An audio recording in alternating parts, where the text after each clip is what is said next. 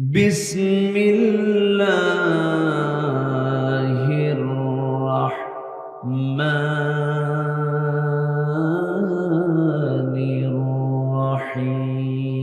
الرحيم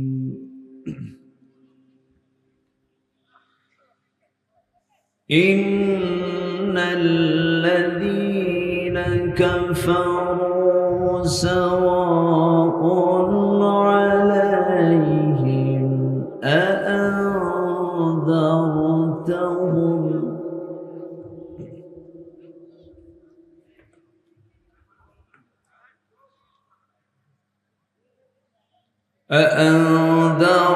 أأنذرتهم أم لم تنذرهم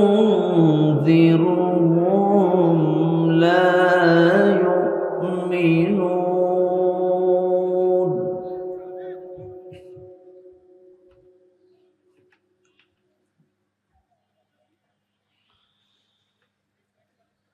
ختم الله على قلوبهم وعلى سمعهم وعلى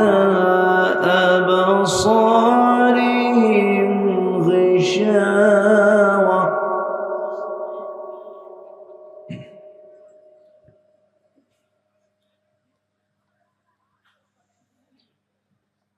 ولهم عذاب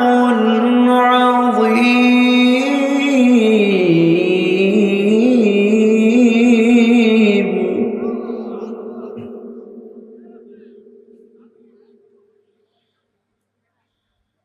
ومن الناس من يقول آمنا بالله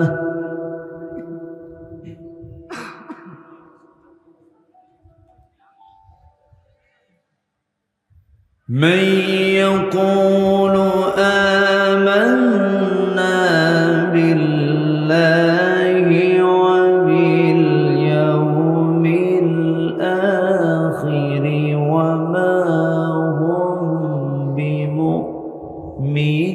بمؤمنين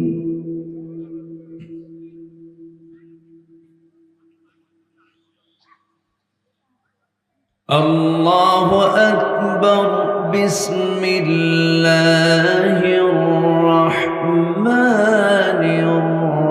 الرحيم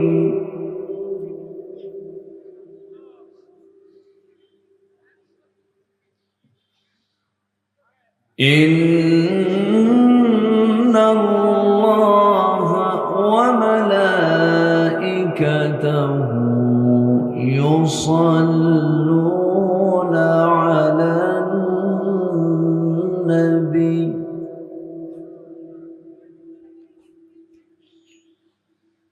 يا أيها الذين آمنوا صلوا عليه وسلموا تسليما اللهم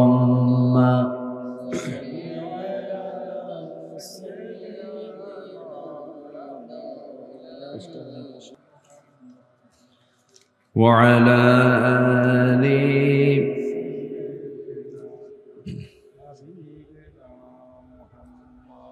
সবাই বলুন বালাগাল উলা বিকামালিহি কাশাফাত তুজা বিজামালিহি حسنت جميع خصاله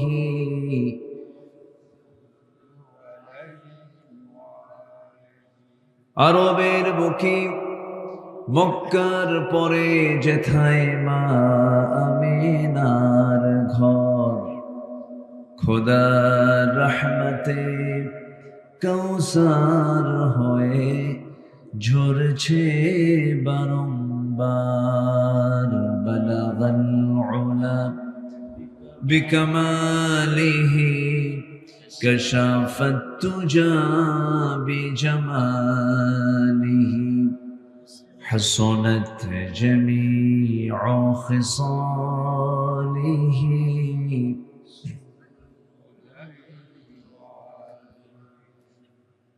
আমি কোরআনের সুর মাঝে শুনেছি যে নাম, আজানের সুর মাঝেও শুনেছি সে নাম। ও নাম শুনেছি আমি আমার হৃদয়, হে রাসূল নবীজি তোমায়, হে রাসূল নবীজি তোমায়। সবাই বলি সাল্লাল্লাহু আলাইহি ওয়াসাল্লাম। সম্মানিত ভাইয়েরা, আমি ভূমিকায় বেশি যাব না, একটু বেশি রাত হয়ে গেছে, আর একটু আগে উঠতে পারলে আরো ভালো হতো। সুসময়ের কাজ বরকতময় হয়। যেরকম নামাজের ব্যাপারে আল্লাহ পাক বলেছেন, আস-সালাতু আলা ওয়াক্তিহা ইন্নাস-সালাতা কানাত আলাল মুমিনিনা কিতাবান মাওকুতা। আইয়ুল ইসলামি খাইর আস-সালাতু আলা ওয়াক্তিহা। নামাজ অসময় না সময়? বলেন বলেন, অসময় না সময়? সময়। সুস্থ থাকার জন্য খাবার দাবার গ্রহণ করাও অসময় না সময়? সুস্থ থাকার জন্য ঘুমটাও হওয়া দরকার, অসময় না সময়? সময়। জীবনের সকল কাজ সুসময় হওয়া উচিত। জীবনের সকল কাজ সময়কে মেইনটেইন করা হওয়া উচিত। কিন্তু ম্যাক্সিমাম ওয়াজ মাহফিলগুলো আমার দেশে প্রধান মেহমানকে উঠায় দেওয়া হয় এমন সময় যে সময় মানুষের যাওয়ার সময় হয়ে যায়। ঠিক তো, কিন্তু ঠিক তো কিছুই নেই, থাকে না। তা আমি একটু আপনাদের কাছ থেকে সময় চেয়ে নিচ্ছি। আমি শেষে সবাইকে নিয়ে মজলুম, নির্যাতিত, নিপীড়িত একটি মৃত্যুপুরী ফিলিস্তিন রাফা, ফিলিস্তিন গাজা, ভারতের কাশ্মীর সহ গোটা দুনিয়ার বিভিন্ন জায়গায় মুসলমানরা যেখানে নির্যাতিত হচ্ছে, নিপীড়িত হচ্ছে, তাদের পাশে তো দাঁড়ানো উচিত, আমাদের দায়িত্ব। তাদের জন্য দোয়াটাও তো অন্তত করা দরকার। সবাই আমাকে শেষ পর্যন্ত সময় দিতে রাজি আছেন তো ইনশাআল্লাহ? আল্লাহ কবুল করুন, জোরে বলি আমিন। এখানে যত ভাই বসে আছেন, আমার ধারণা আশপাশে এর চাইতে ৩-৪ গুণ লোক বেশি বাইরে আড্ডা মারছে। আমি যত লোক দেখলাম বাইরে, এবং পাশে মাশাআল্লাহ অনেক বড় মার্কেটিং আছে এখানে, না মার্কেট, এটা কি বলবো, এটা দোকানপাট, মার্কেট বলেন অথবা যা বলেন আছে। সেখানে অনেক পীর বুজুর্গরা বসে আছেন, ওয়াজ মাহফিল বাদ দিয়া বসে আছেন। এবং আসতে নিয়ে আমার নাকে এত সুন্দর ঘ্রাণ আসতেছিল, বিভিন্ন বিড়ির বিভিন্ন গন্ধ। বান্দার বিড়ি খাওয়া দেখে মাঝে মাঝে মনে হয় কি জানেন, বান্দার পৃথিবীতে আসার মূল লক্ষ্যই হলো বিড়ি খাওয়া। জনে জনে মানুষ খাচ্ছে, খাওয়া দাওয়া ফুর্তি করো, দুনিয়াটা মস্ত বড়। আল্লাহ তুমি আমাদের সময়টাকে নষ্ট করা থেকে আমাদেরকে বাঁচাও, জোরে বলি আল্লাহুম্মা আমিন। মরে যাওয়ার পরে আর কি কোনো সুযোগ আছে ভাই বলেন তো? কোনো সুযোগ নাই। এই জন্য আল্লাহ রাব্বুল আলামিন টাইম দিয়েছেন, এটাকে কাজে লাগাতে হবে। কোনো সেকেন্ডকে নষ্ট করা যাবে না। সময় নষ্ট করা হত্যার চেয়ে জঘন্য কাজ। আল্লাহ রাব্বুল আলামিন সময়টার মূল্য সবচেয়ে বেশি দিয়েছেন। হুয়াল্লাযী খালাকাল মাউতা ওয়াল হায়াতা লিয়াবলুয়াকুম আইয়ুকুম আহসানু আমালান ওয়া হুয়াল আজিজুল গফুর। জোরে বলুন আল্লাহু আকবার। তিনি সেই মহান প্রভু যিনি মৃত্যু এবং জীবন সৃষ্টি করেছেন যেন তিনি বুঝে নিতে পারেন তোমাদের মধ্যে কোন কোন বান্দাগুলো নেক আমল ভালো আমল করে যেতে পারে। ভালো আমল করতে হবে, কিন্তু একটা বান্দা যদি বিড়ি খায়, দিনে 60 থেকে 70টা বিড়ি খায়, ও ভালো কাজ করবে কখন? আমি আসতে নিয়ে কমিটিকে বলতেছেন, দেখেন কি ঘ্রাণ আসতেছে, নাকে পাচ্ছি, আকাশ বাতাস মুখরিত হয়ে যাচ্ছে বিড়ির গন্ধে। এত বড় একটা মেলা বসেছে, সেখানেও মানুষ। তবে হ্যাঁ, সাইয়েদনা ওমর ফারুক মাঝে মাঝে দোয়া করতেন, আল্লাহ আমাকে অল্প সংখ্যক লোকের কাতারে শামিল করে দিও। তার দোয়া শুনে আশ্চর্য হতেন। আশ্চর্য হয়ে কয়েকজন মুসলিম তাকে জিজ্ঞাসা করলেন, সাইয়েদনা ওমর, অল্প সংখ্যক লোকের কাতারে শামিল হওয়া মানে কি? বুঝলাম না। তিনি বললেন, কালিলাম মা তাশকুরুন, কালিলাম মা তাযাক্কারুন। অল্প সংখ্যক লোকই আল্লাহর শুকরিয়া আদায় করে, অল্প সংখ্যক লোকেরাই আল্লাহর জিকির করে, অল্প সংখ্যক লোকেরাই আল্লাহর জান্নাত পাবে, অধিকাংশ জাহান্নাম চলে। আমরা হতাশ হব না, আমরা যা আছি। সাইয়েদনা নূহ আলাইহিস সালাতু ওয়াস সালাম, ইন্নী দাআউতু কওমি লাইলা ওয়া নাহারা, তিনি 900 বছরের কালিমার দাওয়াত দিয়েছেন, দিনে এবং রাতে। ইসলাম কবুল করেছে মাত্র 80 থেকে 90 জন। তার দাওয়াতকে ব্যর্থ ছিল না। এই জায়গা থেকে একটা বান্দা যদি নামাজি হয়, এটাই মাহফিলের সফলতা। বলি আলহামদুলিল্লাহ।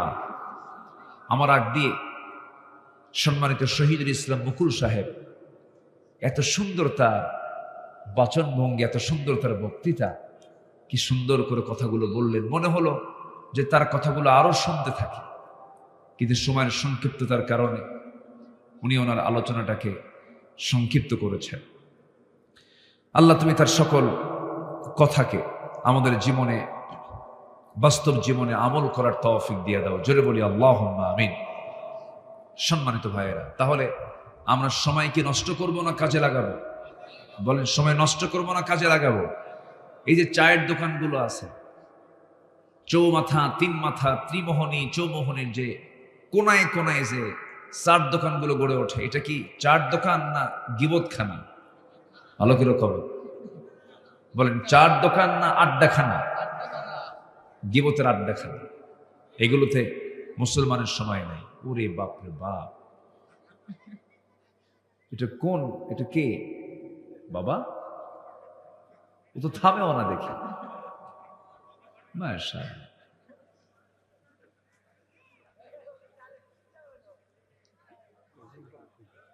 জি, জাহান্নাম কয়টা বলেন? বলেন, জাহান্নাম কয়টা? এই জেলার নাম কি বলেন? বলেন, আবার বলেন। জাহান্নাম সংখ্যা কয়টা আর জেলার নাম কি? সাতক্ষীরা। কি সংখ্যা মিল আছে কিনা বলেন? সাবআতু আবওয়াব। জাহান্নামের দরজা, জাহান্নাম হবে হলো, জাহান্নাম হচ্ছে 7টা। এই 7 জাহান্নাম থেকে সাতক্ষীরাবাসীকে অবশ্যই বাঁচতে হবে।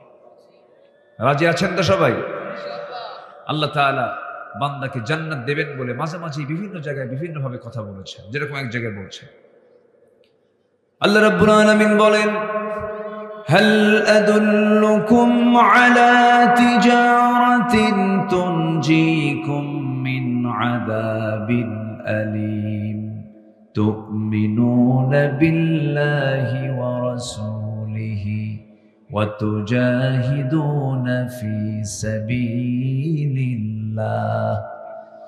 وتجاهدون في سبيل الله بأموالكم وأنفسكم ذلكم خير لكم إن كنتم تعلمون জোরে বলুন আল্লাহু আকবার।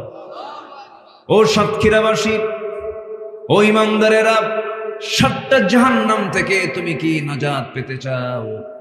হাল আদুল্লুকুম আলা তিজারাতিন তুনজিকুম মিন আযাবিন আলীম।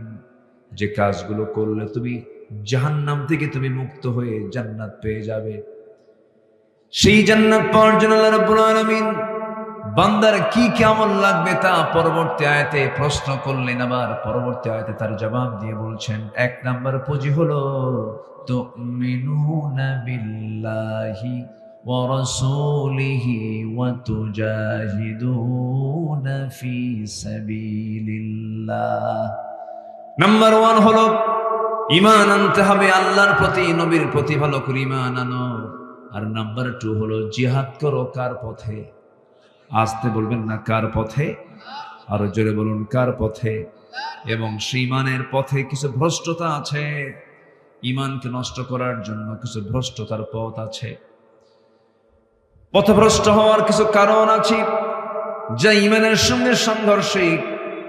পথভ্রষ্টতার কারণগুলো কি কি? কোরআনকে সামনে রেখে আসুন, কোন কোন পথগুলো অবলম্বন করলে পরে বান্দা পথভ্রষ্ট হয়ে পড়বে। মোটামুটি 10টা কারণ আমি আজকে উপস্থাপন করতে চাচ্ছি। কয়টা কারণ বলেন? কয়টা কারণ? আমি কি একটা বলেছি? আমি কি একটা বলেছি? জি, আমি একটা একটা করে বলবো, আমাকে সময় দিবেন।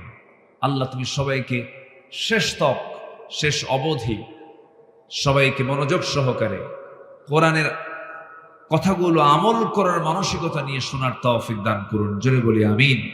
এতদিন তো তৃপ্তি ভরে কথা বলতে পারিনি, কথা বলেছি, থামি নাই, কথা বলা বন্ধ রাখি নাই, জেল টেলও খাটছি, চুরি করে না, কোরআনের কিছু কথা বলে, হক কথা বলে।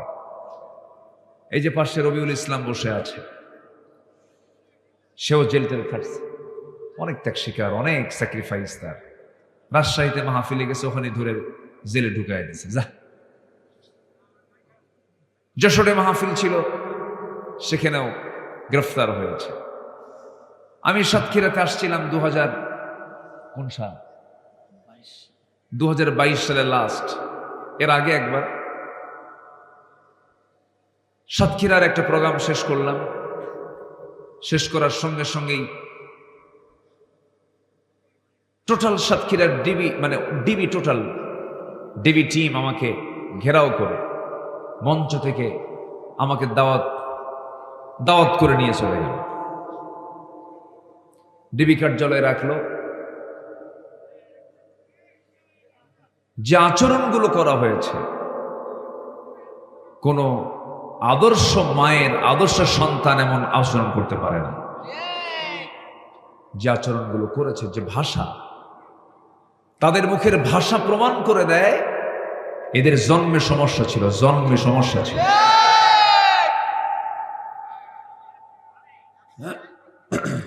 এটা কি? ড্রোন। জি, পাখির চোখে আমাকে আপনাকে দেখাচ্ছে। পাখি কেমন করে দেখে? সে ওড়ে আমাদেরকে দেখাচ্ছে, যেন আলোচনাটার সৌন্দর্য, যেন ডিসপ্লে যেন ভালো হয়। ভালো সাউন্ড ছাড়া হয় না, সাউন্ড ছাড়া, পাখা ছাড়া হয় না তো, তাই না? একটা আওয়াজ হয়, এই আওয়াজে আলোচনার মনোযোগিতা একটু হলেও বিঘ্ন হয়। যাই হোক, হয়ে গেলে এটাকে ক্লোজ করে ফেলুন। আমার দিকে তাকান। সেই সিচুয়েশন কিন্তু এখন নাই। এখন আমরা মুক্ত মনে, মুক্ত জমিনে বসে কোরআনের কথাগুলো বলতে পারছি এবং শুনতে পারছি। কত কোরআনের শ্রোতা মাহফিলের ওয়াজ শুনতে গিয়ে ফেরার পথে অ্যারেস্ট হয়েছে। আছেন এরকম রেকর্ড? আছে না নাই বলেন? বিগত সময় 16 বছর এমন সময় চলে গেছে, রাস্তার ফকির পর্যন্ত ধরে নিয়ে তারা মামলা দিছে। রাস্তার ফকিররা পর্যন্ত নিরাপত্তা পায়নি। সম্মানিত বন্ধুগণ, যারা এই অপকর্মের সঙ্গে জড়িত ছিল তারা কিন্তু একটাও এখন দেশে নাই। সব এখন বিভিন্ন জায়গায় পালায় আছে। যিনি মূল, যিনি প্রধান, তিনি তো মাঝে মাঝেই বলতেন, এটা আমার দেশ, আমার বাপ স্বাধীন করছে। বলতেন, এরকম বলতো না? ওনার কথা আর ভাব আর মুখের ভেস্কি কাটা দেখে মনে হতো এই দেশ আমাদের কারোই না, পৈতৃক সম্পত্তি। সম্মানিত ভাইয়েরা, অহংকার টিকে না। অহংকারকে মাটির সঙ্গে মিশিয়ে দেন, তিনি আমার কে। আসতে বলবেন না, তিনি আমার কে। যত বিনয়ী হবেন আপনার সম্মান তত বাড়বে। যখনই আপনি অহংকারী হবেন ভাবতে হবে আপনার ধ্বংস খুবই নিকটে। ক্ষমতার মসজিদে বসে ধরাকে সরাজ্ঞান করেছেন, অনেক অহমিকে দেখিয়েছেন, কিন্তু অহংকারকে চূর্ণ করে দিয়েছেন, তিনি আমার কে। ফেরাউনকে শেষ করেছিলেন কে? নমরুদকে খতম করেছিলেন কে? নমরুদকে বিদায় করার জন্য আল্লাহ কি পাঠাইছিলেন? কি মশা বলেন? ন্যাংরা না, ন্যাংরা তো পা অচল হবে। এই মশাটা হলো অটিস্টিক মশা, প্রতিবন্ধী, চোখেও কম দেখত, অটিস্টিক। এটা লেটেস্ট কথা এটা নাকি? আমরা জানতাম যে ন্যাংরা মশা। ন্যাংরা মানে কি? দুই পা শুধু অচল, তাছাড়া সব শক্তিশালী। কিন্তু এই মশাটা এমন মশা, অটিস্টিক, ওর কিচ্ছু ঠিক ছিল না। আল্লাহ পাক এই মশাকে সিলেকশন দিয়েছেন। মশা দুর্বল কিছু না, কিন্তু মশা খুব মজবুত জিনিস। মশার কামড়ে এখন মানুষ মরে, মরে না? কি মশা? Dengue, Aedes. আল্লাহ রাব্বুল আলামিন সূরাতুল বাকারার ভিতরে আল্লাহ রাব্বুল আলামিন মশার ব্যাপারে কথা বলেছেন, ইন্নাল্লাহা লা ইস্তাহি আন ইয়াদরিবা মাসালাম মা বাউদাতান ফামা ফাওকাহা। মশার উদাহরণ আল্লাহ রাব্বুল আলামিন দিয়েছেন। মশা থেকে অনেক শিক্ষা আছে, মিসাল তিনি দিয়েছেন। আমার বন্ধুগণ, এই মশাটা মানুষকে যে কামড়ায়, পুরুষ মশা কামড়ায় না, মহিলা মশা কামড়ায়। মহিলা মশা কামড়ায়, স্ত্রী মশা কামড়ায়। প্রজনন বৃদ্ধির জন্য রক্তের প্রয়োজন হয়। মহিলা মশাগুলো মানুষের দেহে পড়ে, চামড়ায় পড়ে, রক্তগুলোকে সে তার হুল ফুটায় নিয়ে নেয়। আমার বন্ধুগণ, কিন্তু কিছু কিছু মশা আছে বেহুশ মার্কা মশা, কিছু মশা আছে মোটামুটি স্মার্ট মশা। যখন কারো চামড়ায় বসে, চামড়ায় বসার সঙ্গে সঙ্গে সে আগে দেখে সলিমুদ্দি কি করে, সলিমুদ্দির গতিবিধি আগে লক্ষ্য করে। এরপর চামড়ায় বসে যেখানে সে হুল ফুটাবে তার চতুর্পাশে অ্যানেস্থেসিয়া করে। কি করে? অ্যানেস্থেসিয়া, অবশ করে ফেলে। অবশ করে নিয়ে এরপর ধীরে ধীরে ধীরে ধীরে হুলটা ফুটায়া পরিমাণ মতো রক্তটা নিয়ে সে চলে যায়। সলিমুদ্দি টেরই পায় না। এটা হচ্ছে মানে সফল অপারেশন। কি অপারেশন? সফল, ওর কোনো সমস্যা নেই। আর কিছু মশা আছে বেহুশ, যখন খাওয়া শুরু করে কোনো হুঁশ থাকে না। খেতে খেতে ওর পাখার যে ওজন, ওর দেহের যে ওজন, তার চেয়ে বেশি ওজন হয়ে যায়।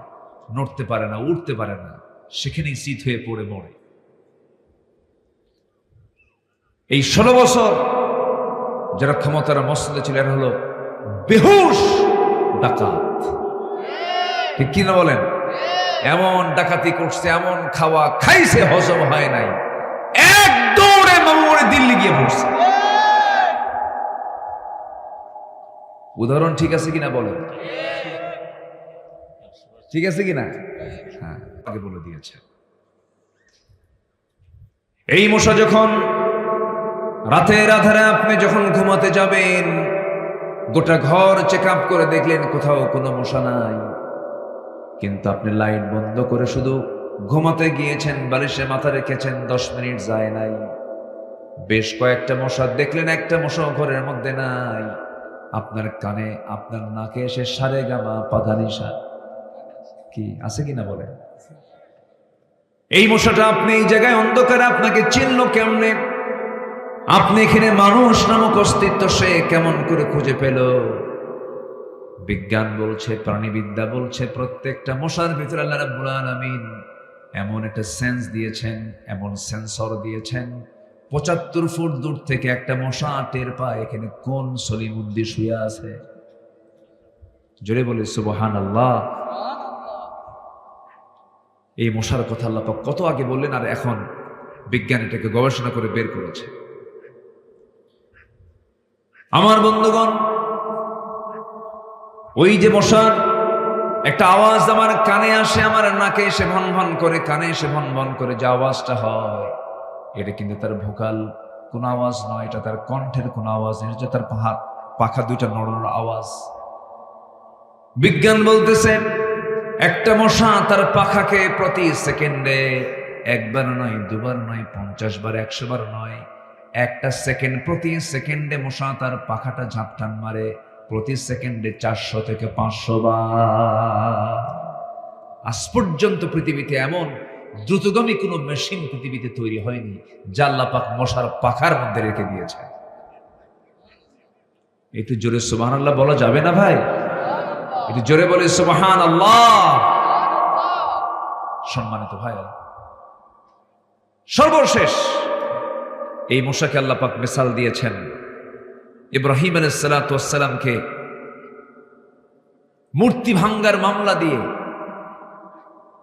রাষ্ট্রদ্রোহিতার মামলা দিয়ে যখন জাতীয়ভাবে চূড়ান্ত করা হলো ইব্রাহিম আলাইহিস সালাতু ওয়াস সালামকে আগুনে নিক্ষেপ করতে হবে, এটার চূড়ান্ত যে ফয়সালা করেছিল নমরুদ, সেই নমরুদকে শেষমেশ বিদায় করেছেন কার কামড় খাওয়ায়া?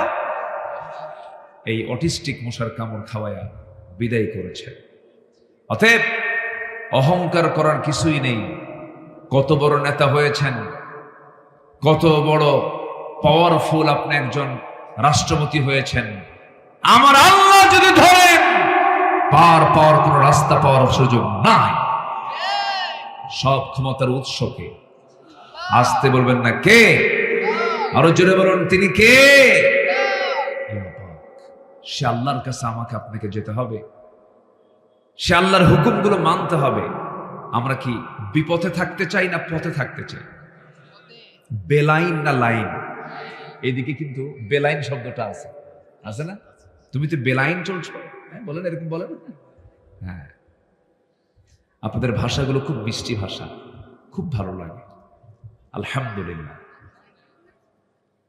ভাষাগুলো অনেক মিষ্টি, অনেক সুন্দর ভাষা আপনারা কথা বলে।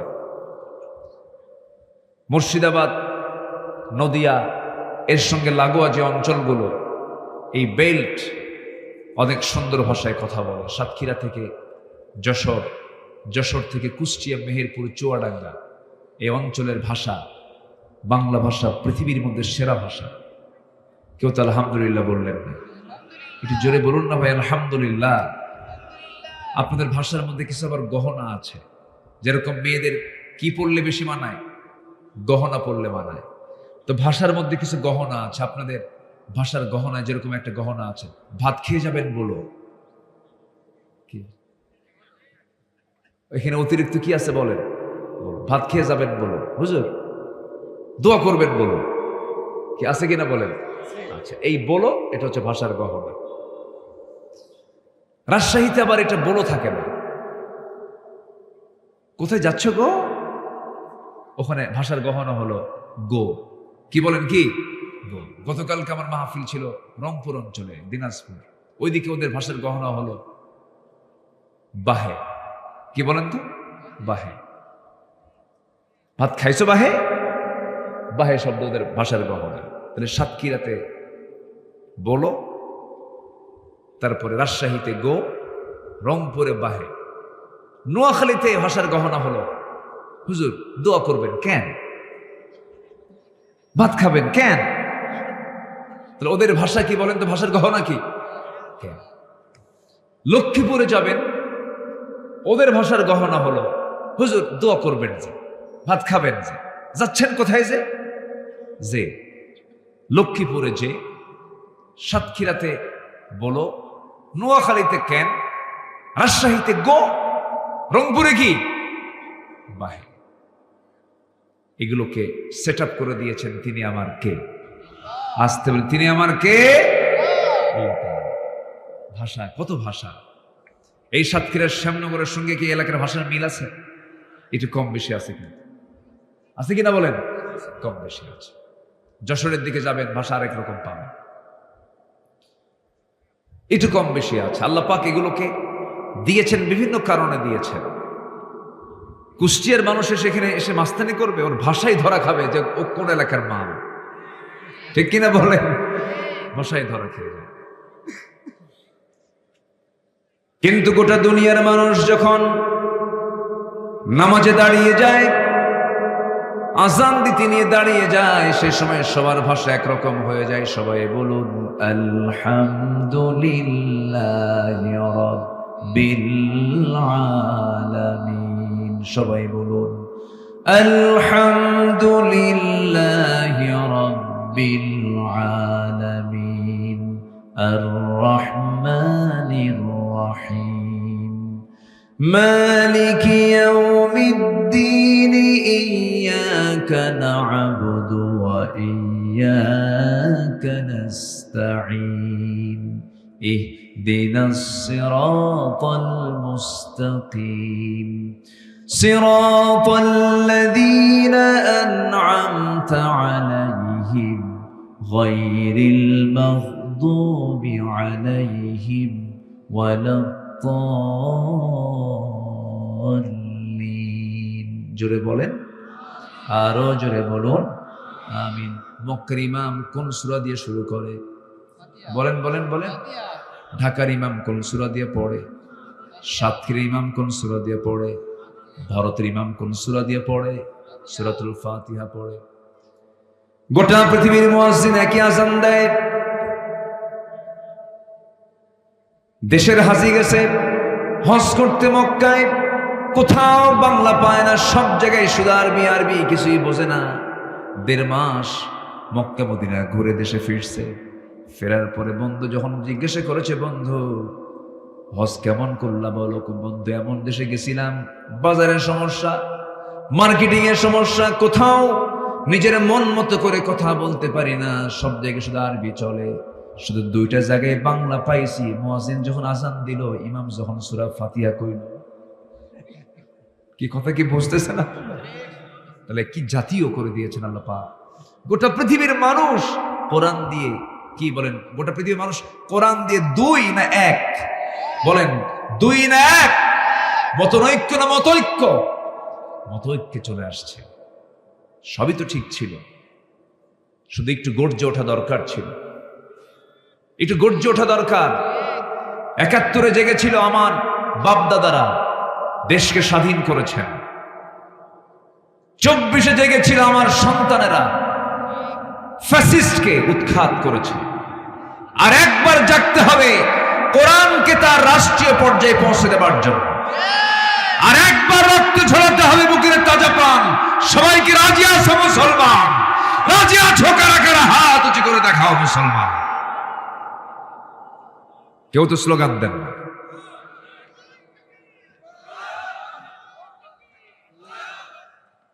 হলো না, একটু মাঝখান থেকে দাঁড়ান না, একটু স্লোগান দেন জোরে।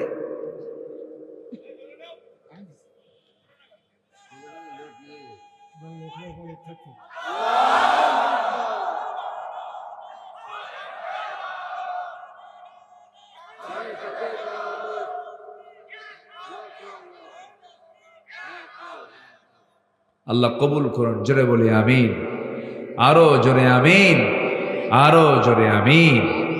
সম্মানিত ভাইরা, আমরা কি লাইনে থাকতে চাই না বেলাইনে থাকতে চাই? জান্নাত কি বেলাইনে না লাইনে? লাইনের আরবি হলো সিরাত। লাইনের আরবি কি বলেন? সিরাতুল মুস্তাকিম, ইহদিনাস সিরাতাল মুস্তাকিম।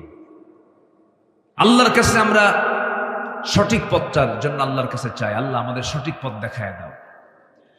সেই সঠিক পথ থেকে আমাকে বেলাইনে অন্য পথে নিয়ে যাওয়ার জন্য প্রাণান্তকর যে চেষ্টা চালায়, তার নাম কি? বলেন, তার নাম কি? ইবলিস। কি নাম বলেন? ইবলিস। ইবলিস তো মনে হয় সাতক্ষীরা চেনে না, কলারাও আরো চেনে না, আছে কি না? এই লোকটা উঠলো কেন? এই যে বসেন, কিছুই করে না। হ্যাঁ, বসে। আমি কি কষ্ট দিয়ে ফেলতেছি আপনাদের? কারো কোনো সমস্যা নাই তো? জোরে বলি ইনশাআল্লাহ। কি যেন বলতেছিলাম? ইবলিস। আচ্ছা, ইবলিস সে সব চিনে, সে জান্নাতও চিনে। আদম এবং হাওয়া আলাইহিস সালাতু ওয়াস সালাম, আমাদের আব্বা আম্মা দুজনই প্রথমে ছিলেন কোথায় বলেন?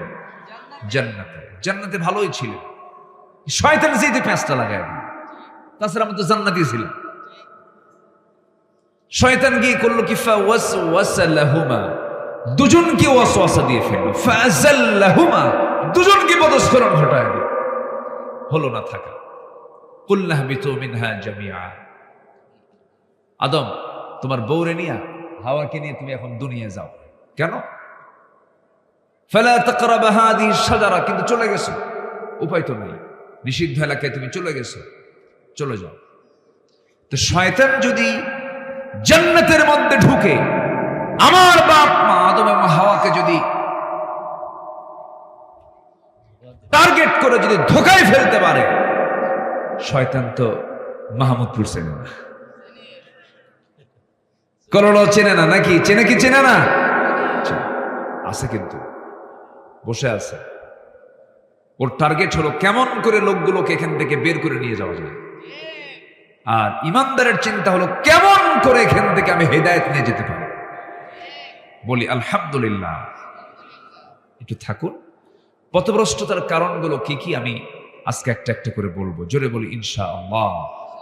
মানুষ আল্লাহর পথ থেকে কেমনে ভ্রষ্ট হয়ে যায়, সে কেমনে বেলাইনে চলে যায়, কোন কোন অপকর্মগুলো করলে পরে কোরআন সুন্দর করে বলে দিচ্ছে। 10টা পয়েন্টে 10টা কারণ আমি তুলে ধরবো, একটাও কিন্তু বলিনি, কেবল আলোচনা শুরু, নুরু আলোচনা শুরু। ঠিক আছে না? জি। আল্লাহ রাব্বুল আলামিন বলেন, যেখান থেকে আমি তেলাওয়াত দিয়ে শুরু করেছি, কোরআনটা আমি খুললাম, প্রথমে পেয়ে গেলাম আল্লাহর পরিচয়। সূরা ফাতিহা পড়লাম, এটা দোয়া। সূরা ফাতিহা পড়ার পরে মুত্তাকির পরিচয় পাওয়া যায়, হুদাল্লিল মুত্তাকিন আল্লাযীনা, মুত্তাকিদের পরিচয়। এরপরে মুত্তাকির পরিচয় শেষ হলে মুনাফিকদের পরিচয় আল্লাহ রাব্বুল আলামিন শুরু করেছেন।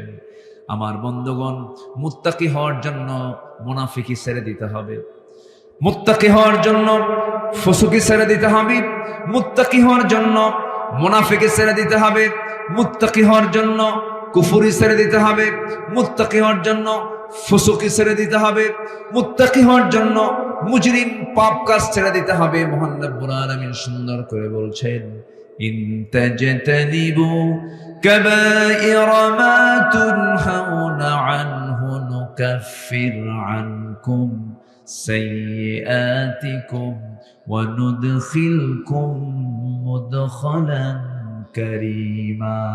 জোরে বলুন আল্লাহু আকবার। বান্দা, তুমি যদি বড় বড় কবিরা গুনাহগুলো ছেড়ে দাও, ছোট ছোট গুনার দিকে আমি আল্লাহ তাকাবই না। আমি আল্লাহ তোমার তামাম জিন্দেগীর সমস্ত গুনাহগুলোকে মাফ করে সম্মানজনক জান্নাত আমি তোমাকে বুঝাইয়া দেব তোমার হাতে। জোরে কোন সুবহানাল্লাহ। শর্ত হলো বড় বড় কবিরা গুনাহগুলো ছাড়তে হবে। কবিরা গুনার মধ্যে 1 নম্বর কবিরা গুনাহ হলো কুফরি করা। কি করা? কুফরি করা। আল্লাহ রাব্বুল আলামিন সূরা বাকারার 6 নম্বর আয়াত, কয় নাম্বার? আমি যে একটু আয়াত বলতেছি, রাগ করতেছেন নাকি আপনারা? আয়াত যত বেশি বরকত তত বেশি, আয়াত নাই বরকত নাই।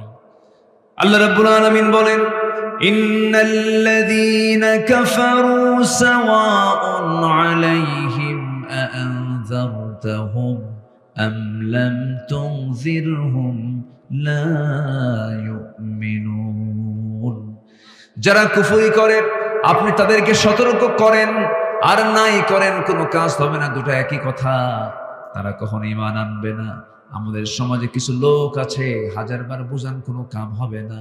আল্লাহর দল করো, আল্লাহর দল করো। কিছু লোক আছে, নামাজ পড়বো, রোজা রাখবো, আবার আল্লাহর দল করা লাগবে কি? ভুল হবে আল্লাহর কাছে মাফ চেয়ে নেব। নামাজ পড়বে আল্লাহর নিয়মে, রোজা রাখবে আল্লাহর নিয়মে, দল করবে শয়তানের নিয়মে। আছে না নাই? আচ্ছা, দল হবে কার নিয়মে? দল করতে হবে কার দল? আসতে বলবেন না, কার দল? আল্লাহর দল। এদেশে বহু দল আছে, এর মধ্যে সর্ববৃহৎ 4টা দল, নাম বলার দরকার নেই, বুঝে নেবেন তো, সবাই তো জানেন। এদেশে অনেকগুলো দলের ভিতরে বৃহত্তম 4টা দল আছে, জনসমর্থন যাদের মোটামুটি আছে। 4টা বৃহৎ দল, এই চারটা বৃহৎ দলের মধ্যে আবার কিছু ইসলামী দল আছে, আবার কিছু আছে অন ইসলামী দল। আছে না নাই বলেন তো? আছে। যে দলটা স্বীকার করে ফেলে যে আমরা ইসলামী দল না, নন ইসলামিক পার্টি, অন ইসলামী দল। আর কিছু দল তারা বলে না আমরা ইসলামী দল, আমরা ইসলামকে প্রতিষ্ঠা করতে চাই। আছে না নাই বলেন? আচ্ছা। তো আমি মুসলমান হিসাবে আমার কি ইসলামী দল করা দরকার না অন ইসলামী দল করা দরকার? বলেন বলেন বলেন। আগে প্রথম প্রশ্ন করি, দলটা করা কি? অনেকে চুপচাপ আছে, কিচ্ছু বলতেছেন না। হুজুর বলে কোন বেকা দিয়ে পড়বো, দল তো করি না।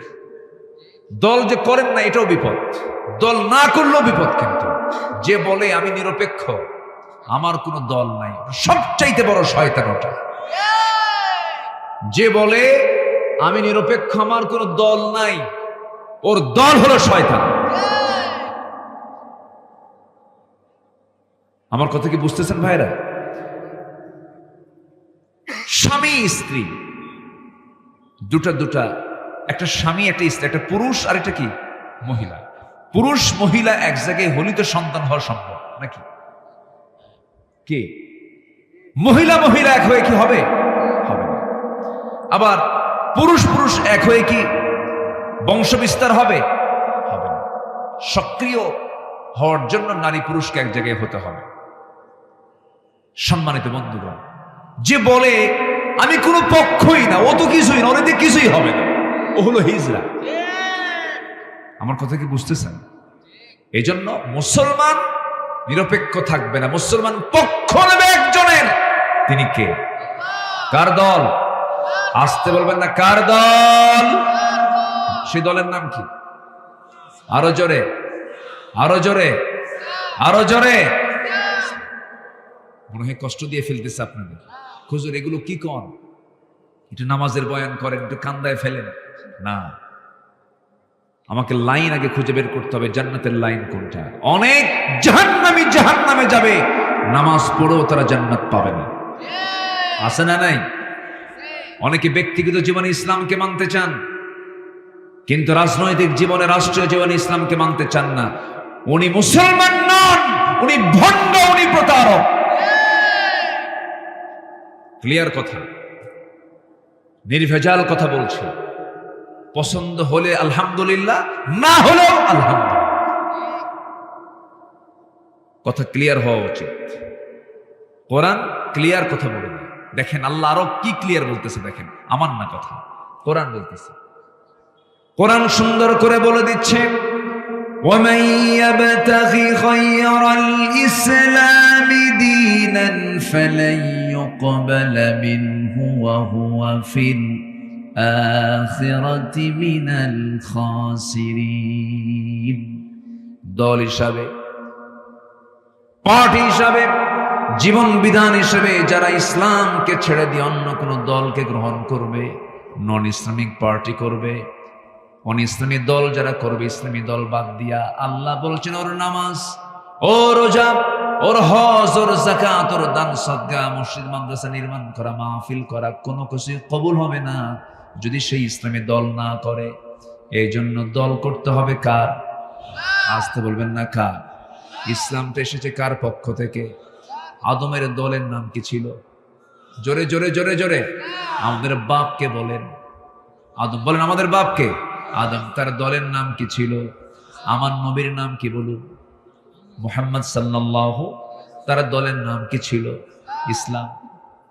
জাতির পিতাকে আরো জোরে। এটা তো 16 বছর আটকে রাখছিল, এটা 16 বছর আটকে রাখছিল না?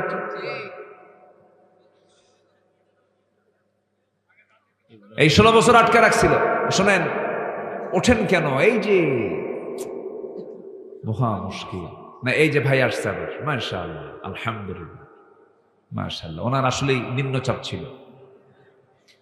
জি বসেন, এইটা আমার দিকে তাকান।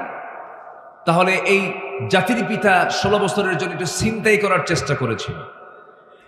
আমাদের জাতির পিতা দুজন না একজন? তার নাম কি? আরো জোরে, আরো জোরে বলেন। হ্যাঁ, ভুল যেন আর না হয়। জাতির পিতা হওয়ার জন্য জোর করে জাতির পিতা চাপিয়ে দেওয়া যাবে না। জাতির পিতা ইলেকশনে নয়, জাতির পিতা আল্লাহ পাক দিয়েছেন, আল্লাহ নিজে নির্বাচন করে দিয়েছেন, নিজে নির্ধারণ করে দিয়েছেন, মিল্লাতে আবিকুম ইব্রাহিম। এমনি জাতির পিতা হননি, পরীক্ষা দিয়েছেন, পাশ করেছেন। এমন কোন সাইড নেই যে আমরা দাঁড়িয়ে রাখি সুন্নতে ইব্রাহিম। কিছু কিছু সুন্নাহ আছে যেটা সাইয়েদনা ইব্রাহিম ইসলাম থেকে আসছে। খাতনা করি, খাতনা, এটাকে এলাকে কি বলে দেখছেন? এটা খাতনা মানে ওটা করলে মুসলমান হয়ে গেছে নাকি? মুসলমানই নাকি, কি নাম কয়? মুসলমানই বলে। কিন্তু না, এই মুসলমান ছাড়াও খাতনা করার বহু গ্রুপ আছে গোটা দুনিয়াতে, আছে না নাই? আছে। এটা অতিরিক্ত অংশ, এটাকে কেটে ফেলে দেয়, এরকম বহু আছে, কিন্তু তারা মুসলমান না। ওটা কাটলেই, খাতনা করলে যে মুসলমান হয়ে গেল তা কিন্তু না। মুসলমান হওয়ার জন্য খাতনা শর্ত না, ঈমান শর্ত। কি শর্ত বলেন? ঈমান শর্ত। ইব্রাহিম আলাইহিস সালামের বয়স যখন 80 বছর হলো, কত বছর বলে? 80 বছর। 80 বছরে কি ইয়াং না বুড়া মানুষ? বুড়া মানুষ। ওই সময় তার একটা কাজ বাদ ছিল, বলা হলো ইব্রাহিম তোমার এই খাতনা করা বাদ আছে, তোমাকে খাতনা করতে হবে, তাই না? কত বছর বলেন? কত বছর বলেন? 80 বছর। আমার বন্ধুগণ, আল্লাহ পাক তাকে জাতির পিতা হিসেবে সিলেকশন দিয়েছেন, এই জন্য তাকে দিয়ে অনেক কিছু কাজ করিয়ে নিয়েছেন।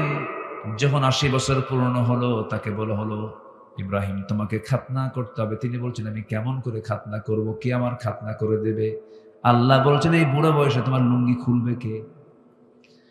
তোমার সতর্কে দেখবে, অতএব তোমার খাতনা তোমাকে করতে হবে। বলুন তো ভাই, এই কাজটাকে সহজ না কঠিন? ছোট যখন ছিলাম, যখন শুনছি যে আসতেছে যে কাটে, ওটার নাম কি? হাজাম। শুনছি শুধু আসতেছে, এই দিক দিয়ে আসে, ওই দিক দিয়ে পিছনে মারে দৌড়, বাপ মা টেনে ধরে না, আবার হাত পা আটকে আবার বাইন দিয়া এরপরে সাইজ করে মুসলমান হও।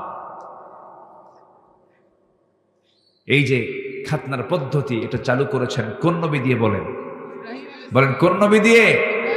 ইব্রাহিম আলাইহিস সালাতু ওয়াস সালাম। জাতির পিতা হওয়ার জন্য কত কি আল্লাহ পাক তাকে দিয়ে করেছেন।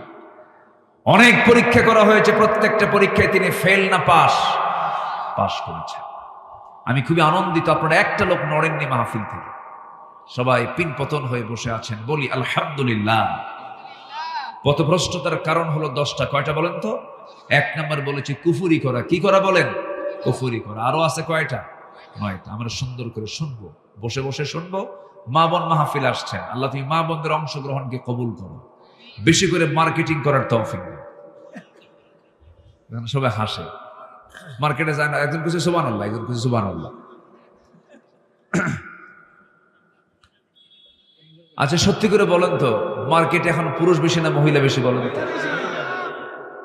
মেয়েরা সব মার্কেটে ঢুকছে আর পুরুষরা সব হাতে চুড়ি দিয়ে বসে আছে। যাও, গো টু মার্কেট। হ্যাঁ হ্যাঁ, না গেলে পছন্দ হয় না। স্বামীকে এক ধমক দিয়ে কাজ করে থুয়ে দেয়। তুমি কি মার্কেট বুঝো কিছু? তুমি তো সংসারে আগুন ধরায় দিছো, মার্কেট বুঝো তুমি? এক ধমকে বাড়িতে কাজ করে রেখে বলে বাচ্চা তুমিই দেখো, বাচ্চার বয়স 1.5 বছর, তুমি দুধ খাও। ফিডের একখানা হাতের মধ্যে দিয়া ঢং ঢং করে মাথার চুল আঁচড়ানো, চুল ছেড়ে দিয়া, মাথায় কাপড় নাই, ওড়না নাই, 3 পিস পরে, হাই হিল লাগাইয়া, 5 একখান ভ্যানিটি একখান ব্যাগ নিয়া, ঠোঁটে লাল লিপস্টিক লাগাইয়া, কপালে একখান টিপ লাগাইয়া, আশকারা মাস্কারা, যুবকের তো কাম সারা, একটা ঝাঁঝালো সেন্ট লাগায়া চললো মার্কেট। কলারোয়ার মার্কেটে ঢুকে পড়লো, কাপড় কিনতে হবে, একদম শাড়ির দোকানের সামনে গিয়ে বসে ঠ্যাঙের পরে ঠ্যাং তুলে দিয়ে দোকানদারকে লক্ষ্য করে বলে ভাইয়া একটা শাড়ি দেখানো যাবে কি? দোকানদারও কম না, দোকানদার সঙ্গে সঙ্গে একখান শাড়ি বের করে নিজের দেহের সঙ্গে লটকায় দিয়ে বলে আপা এই শাড়ি কিন্তু আপনাকে দারুণ মানাবে। ওটা আরেক বদমাইশ আছে না নাই? এই নোংরামি ইমানদার করতে পারে না। এই পর্দাহীনতা ইমানদার নারী করতে পারে না। আমার মা, আপনার কথারও পর্দা আছে, দেহ তো দূরেই থাকলো, আপনার কথার যে সৌন্দর্য এটাও পর পুরুষকে দেখানো যাবে। আসতে বলে দেখানো যাবে। وقلنا قولا معروفا فيطمع الذين في قلبه مرض, যাদের অন্তরে রোগ আছে কথা শুনলেও ওর মধ্যে ইশক জাগে, ইশক জাগে।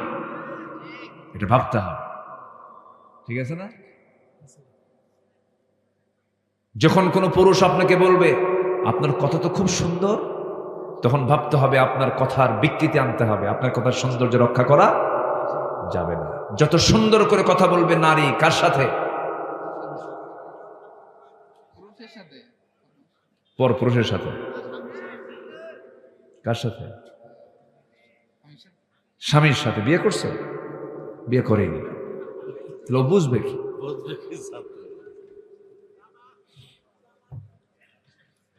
দেখছেন, বুঝবে কি জ্বালা কি জিনিস। দেখেন, বিয়ে শাদী করে এখন বইয়ের দিকে দোষ চাপাইয়া দিচ্ছে। আমার মা, শুনে রাখেন, বাড়িতে সাইজ করতে হবে কিন্তু।